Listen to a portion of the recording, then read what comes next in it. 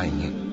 جو لوگ اللہ پر ایمان نہیں لاتے اور آخرت کا انکار کرتے ہیں، میں نے ان کا مذہب چھوڑ دیا ہے اور میں اپنے باپ دادا ابراہیم اور اسحاق اور یعقوب کے مذہب پر چلتا ہوں۔ ہمیں شایع نہیں ہے کہ کسی چیز کو اللہ کے ساتھ شریک بنائیں۔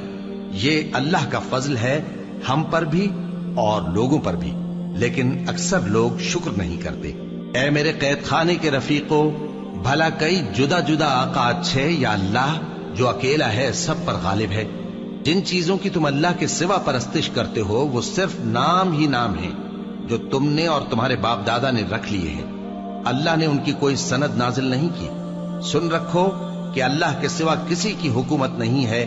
اس نے ارشاد فرمایا ہے کہ اس کے سوا کسی کی عبادت نہ کرو، یہی سیدھا دین ہے، لیکن اکثر لوگ نہیں جانتے۔ اے میرے قید خانے کے رفیقو، تم میں سے ایک جو پہلا خواب بیان کرنے والا